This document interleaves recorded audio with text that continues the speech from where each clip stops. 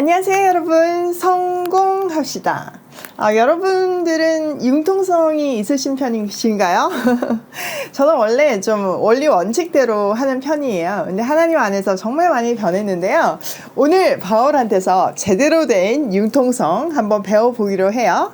자, 17절. 예루살렘에 이르니 형제들이 우리를 기꺼이 영접하거늘. 그 이튿날 바울이 우리와 함께 야고보에게로 들어가니 장로들도 다 있더라. 바울이 문안하고 하나님이 자기의 사역으로 말미암아 이방 가운데서 하신 일을 낱낱이 말하니. 자, 바울 일행이 드디어 예루살렘에 도착했어요. 그랬더니 예루살렘 교회의 형제들이 아주 반갑게 맞아주었죠. 이튿날 예루살렘 교회의 지도자인 야고보를 찾아갔는데 장로들이 다 거기에 있었어요. 바울은 그들에게 인사를 한 뒤에 이방 선교를 통한 하나님의 역사를 자세히 나누었어요. 선교 보고를 한 거죠. 그들이 듣고 하나님께 영광을 돌리고 바울더러 이르되 형제여 그대도 보는 바에 유대인 중에 믿는 자 수많이 있으니 다 율법의 열성을 가진 자라. 내가 이방에 있는 모든 유대인들을 가르치되 모세를 배반하고 아들들에게 할례를 행하지 말고 또 관습을 지키지 말라 한다함을 그들이 들었도다. 그러면 어찌할꼬 그들이 필연 그대가 온 것을 들으리니. 예루살렘 교회 지도자들은요, 바울의 말을 듣고 모든 영광을 하나님께 올려드려요. 그리고 바울한테 얘기해요. 형제여, 당신이 보는 대로 유대 사람 가운데 믿는 사람이 지금 수만 명에 이릅니다. 그런데 문제는 그들이 모두 율법의 열성이라는 거죠. 그런데 안타깝게도 그들 사이에 당신에 대한 소문이 나쁘게 났어요. 당신이 이방 사람 가운데 사는 유대인들에게 할례도 주지 말고 유대 사람들의 율법도 지키지 말라고 하면서 모세를 배척하라고 가르쳤다는 거예요. 그러니 이 문제를 어떻게 하면 좋겠습니까? 그들은 틀림없이 당신이 예루살렘에 왔다는 소식을 들을 겁니다. 우리는 이 말을 통해서 유대 율법의 열성인 유대인들은 이방인 선교를 하는 바울을 오해하고 싫어했음을 알 수 있어요. 바울은 디아스포라로 흩어져 있는 유대인 크리스찬들에게 유대 관습을 따르지 말라고 한 게 아니에요. 다만 이방인 크리스찬들에게 할례와 같은 유대 관습을 따를 필요가 없다고 말한 거죠. 왜냐면은 율법이 강경 유대인들이 생각하는 것처럼 구원의 조건이 아니었으니까요. 또 이 일은 이미 예루살렘 총회에서 다 유대 지도자들하고 결정을 내린 상황이잖아요. 그런데도 불구하고 유대인들의 강한 선민 사상과 율법주의는 바울을 미워하게 만들었어요. 이런 분위기를 너무나 잘 알고 있는 예루살렘 교회의 지도자들은 바울을 보호하고 싶어서 한 가지 제안을 해요. 자, 그게 23절인데요. 우리가 말하는 이대로 하라. 서원한 네 사람이 우리에게 있으니 그들을 데리고 함께 결례를 행하고 그들을 위하여 비용을 내어 머리를 깎게 하라. 그러면 모든 사람이 그대에 대하여 들은 것이 사실이 아니고 그대도 율법을 지켜 행하는 줄로 알 것이라. 주를 믿는 이방인에게는 우리가 우상의 제물과 피와 목매어 죽인 것과 음행을 피할 것을 결의하고 편지하였느니라 하니. 자, 이 유대 지도자들이 바울한테 지금 사람들이 너무 오해하고 있으니까 이걸 일단 푸는 게 중요합니다. 그래서 당신이 우리가 말하는 대로 했으면 좋겠는데 우리한테는 하나님 앞에 스스로 서원한 사람이 넷 있습니다. 이 사람들을 데리고 가서 함께 정결 예식을 행하고 그들이 머리 깎는 비용을 좀 대십시오. 그렇게 당신이 율법을 지키는 것을 보였으면 그 유대 사람들이 소문이 전혀 사실이 아니고 도리어 당신이 율법을 잘 지키고 살아간다는 것을 알게 될 것입니다. 이렇게 얘기했어요. 그리고 신도가 된 이방 사람들에게는 우상의 제물과 피와 목매어 주인 것을 피하고 음행도 삼가해야 한다는 것을 우리가 결의해가지고 편지를 보냈습니다. 이거 예루살렘 총회에서 만들어진 공문서를 얘기하는 거죠. 자, 이렇게 제안했어요. 자, 바울이 만약에 서원한 네 사람을 데리고 가서 함께 결례를 행하고 비용을 지불한다면 율법을 지키지 않는다는 오해가 풀릴 수 있을 거라는 말이에요. 또 당시에 서원을 하려면요 제사를 지내야 되기 때문에 비용이 많이 필요했어요. 그래서 가난한 이웃을 위해서 그 비용을 대는 것을 유대인들이 경건한 행동으로 생각하고 있었거든요. 그러니까 굉장히 좋은 아이디어인 거죠. 자, 바울은 여기에 어떻게 반응할까요? 자, 26절.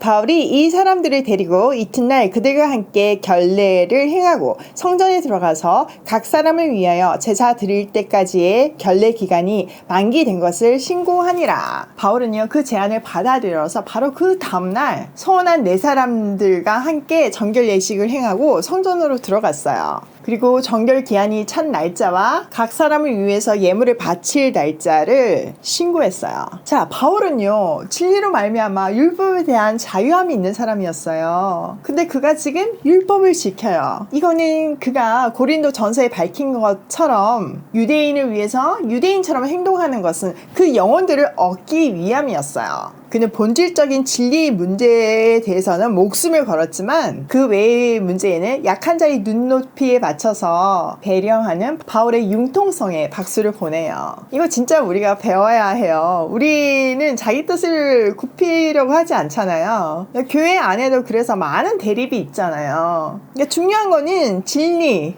대해서는 절대 타협하면 안 되죠. 하지만 그 외에 이런 사소한 문제들에 대해서는, 형식의 문제에 대해서는 서로 양보하고 화합하는 것이 중요해요. 자, 27절. 그 이래가 거의 참에 아시아로부터 온 유대인들이 성전에서 바울을 보고 모든 무리를 충동하여 그를 붙들고 외치되 이스라엘 사람들아 도우라. 이 사람은 각처에서 우리 백성과 율법과 이곳을 비방하여 모든 사람을 가르치는 그 자인데 또 헬라인을 데리고 성전에 들어가서 이 거룩한 곳을 더럽혔다 하니 이는 그들이 전에 에베소 사람 드로비모가 바울과 함께 시내에 있음을 보고 바울이 그를 성전에 데리고 들어간 줄로 생각함이러라. 자, 여기서 이래가 거의 끝나갈 무렵이라는 말은요, 나실인들과 함께 성전에서 각종 희생 제물을 드리는 일이 거의 끝났다는 의미예요. 그때 아시아로부터 에베소 지방이죠, 오순절을 지키려고 온 디아스포라 유대인들이 성전에서 바울을 보고 군중을 충동해서 바울을 붙잡아요. 그리고 소리쳤어요. 이스라엘 동포 여러분, 마음을 합쳐주십시오. 이 바울은 우리 민족과 율법과 성전을 거슬러서 사람들을 가르칩니다. 더욱이 이자는 헬라 사람들을 이 성전 안으로 데리고 들어와서 이 거룩한 곳을 더럽혀 놓았습니다. 자, 그들이 이렇게 얘기한 근거는요, 에베소 사람 드로비모가 바울과 함께 예루살렘 시내 있는 것을 보았기 때문인데, 그것을 통해서 바울이 그를 성전 안으로 데리고 들어왔을 것이라고 추측했기 때문이에요. 혹은 착각했기 때문이에요. 아니면 거짓말이든지요. 사람은 자기가 생각하고 싶은 대로 보이잖아요. 그리고 들리고요. 자, 당시 성전에서는요, 이방인들은 이방인의 뜰까지만 들어갈 수 있었어요. 거기에는 1.4m 높이의 돌로 만든 칸막이형의 벽이 설치되어 있었거든요. 거기에는요, 이방인이 이 이상으로 넘어오면 성전 모독죄로 죽임을 당할 수 있습니다 라고 새겨져 있었어요. 그러니까 바울이 에베소서에서 유대인과 이방인 사이에 막힌 담을 얘기하잖아요. 진짜 이 막힌 담이 있었던 거죠. 결국 유대인들은 오해와 거짓말이 합쳐져 가지고 군중을 충동했어요. 자, 30절. 온 성이 소동하여 백성이 달려와 모여 바울을 잡아 성전 밖으로 끌고 나가니 문들이 곧 닫히더라. 그들이 그를 죽이려 할 때 온 예루살렘이 요란하다는 소문이 군대의 천부장에게 들리매. 유대인들은요, 성전에 굉장히 민감했어요. 왜냐하면 하나님이 거하시는 곳이라고 생각을 했기 때문이죠. 그래서 순식간에 온 도시가 발칵 뒤집혔어요. 백성들이 막 몰려가지고 바울을 잡아서 성전 밖으로 끌어내니까 성전 문이 곧 닫혔어요. 그들이 막 바울을 죽이려고 할 때 온 예루살렘이 소요에 휘말렸다는 보고가 천부장에게 올라갔어요. 참 이 장면을 보면 군중 심리라는 것이 너무나 무서워요. 이 내용처럼 진실과 상관없는 선동에 휩쓸리는 경우가 많잖아요. 그러니까 나부터가 언론이나 어떤 선동에 휘말리지 않고 바른 목소리를 내야 하겠다는 생각을 하게 돼요. 저도 SNS를 하는 사람으로서 이런 위험에 늘 노출되어 있어서 더 그런 마음이 강하게 드는 것 같아요. 자, 32절. 그가 급히 군인들과 백부장들을 거느리고 달려 내려가니 그들이 천부장과 군인들을 보고 바울 치기를 그치는지라. 이에 천부장이 가까이 가서 바울을 잡아 두 쇠사슬로 결박하라 명하고 그가 누구이며 그가 무슨 일을 하였느냐 물으니 무리 가운데서 어떤 이는 이런 말로 어떤 이는 저런 말로 소리치거늘 천부장이 소동으로 말미암아 진상을 알 수 없어 그를 영내로 데려가라 명하니라. 자, 천부장은요 곧 병사들을 이끌고 또 백부장을 거느리고 현장으로 달려왔어요. 로마 속국을 관리하는 책임자로서 소요에 제일 민감할 수밖에 없잖아요. 당시의 성전은 헤롯이 지은 성전이잖아요. 그래서 성전 벽의 북서쪽 모퉁이에 안토니오 요새가 있었고 그곳에 로마 군인들이 주둔해 있었어요. 지금 이 시기는 오순절 기간이잖아요. 그래서 만일의 사태에 대비해서 더 많은 군인들이 경계 태세를 유지하면서 대기하고 있는 상황이었어요. 자, 천부장이 군인들을 데리고 출동을 하자 유대인들이 바울을 때리는 것을 멈췄어요. 그리고 천부장은 가까이 가서 바울을 체포했어요. 그는 부하들에게 쇠사슬 둘로 바울을 결박하라고 명령하고 그가 어떤 사람인지 그리고 무슨 일을 했는지를 물어요. 그러나 무리들은요 저마다 다른 소리를 질러요. 명백한 이유가 없는 거죠. 천부장은 소란 때문에 사건의 진상을 알 수 없었으므로 바울을 병영 안으로 끌고 가라고 명령해요. 자, 35절 바울이 층대에 이를 때 무리의 폭행으로 말미암아 군사들에게 들려가니 이는 백성의 무리가 그를 없이하고자 외치며 따라가밀어라.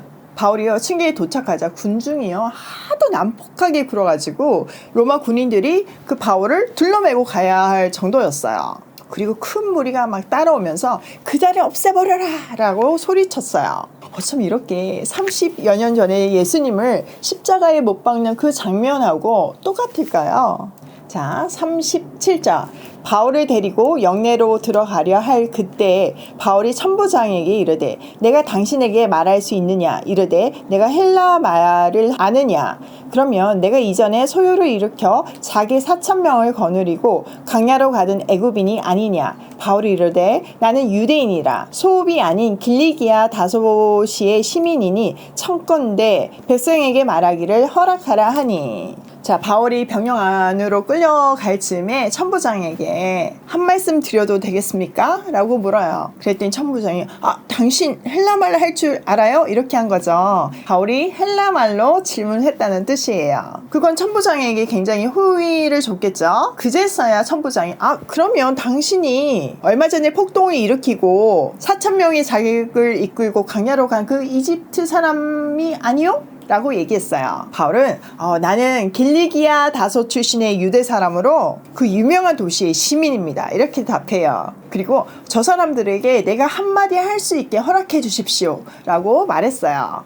자, 40절 천부장이 허락하거늘 바울이 층대 위에 서서 백성에게 손짓하여 매우 조용히 한 후에 히브리 말로 말하니라. 자, 천부장이 허락하니까 바울은 층계에 서가지고 무리를 손으로 조용히 시켜요. 자, 조용해지자 바울은요 이번에는 히브리 말로 연설을 해요. 자기가 사용할 줄 아는 두 언어 때에 따라서는 헬라말로, 때에 따라서는 히브리 말로 상황에 따라 적절히 사용하는 지혜가 돋보이는 순간이에요. 자, 무슨 내용을 얘기했는지 궁금하시죠? 그거는 내일 이 시간에 같이 보도록 해요. 자, 오늘 내용을 우리 삶에 한번 적용하면요. 첫 번째, 언론과 여론에 휩쓸리지 말자예요. 일단 진상은 알고 우리가 판단을 한 다음에 동조하는 건 좋은데 무슨 일인지 정확하게 알지도 못하게 이렇게 마녀사냥을 하는 것은 정말 안 해야 되는 행동인 것 같아요. 두 번째, 바울의 영혼을 얻기 위한 융통성을 배우자. 자, 바울은 본질적인 진리의 문제가 아니면 언제든지 이렇게 융통성을 가지고 있었어요. 목적은 영혼을 얻기 위함이었어요. 여러분, 이거는요 우리가 세상을 살면서 내 이익을 위해서 막 이랬다 저랬다 하는 융통성하고는 구분돼야 되는 거 아시죠? 영혼을 얻기 위한 융통성이 우리에게는 필요해요. 세 번째, 인종과 지역, 모든 세상 권력을 활용해서 주의 자녀를 보호하시는 하나님의 손길을 신뢰하자예요. 자, 아가야에서는 갈리오를 통해서, 에베소에서는 서기관을 통해서, 또 이 예루살렘에서는 천부장을 통해서 바울을 보호하시잖아요. 그 바울을 보호하신 하나님께서 우리도 보호하실 줄 믿어요. 오늘도 영혼을 얻기 위한 바울의 융통성을 실천하며 고고싱해요.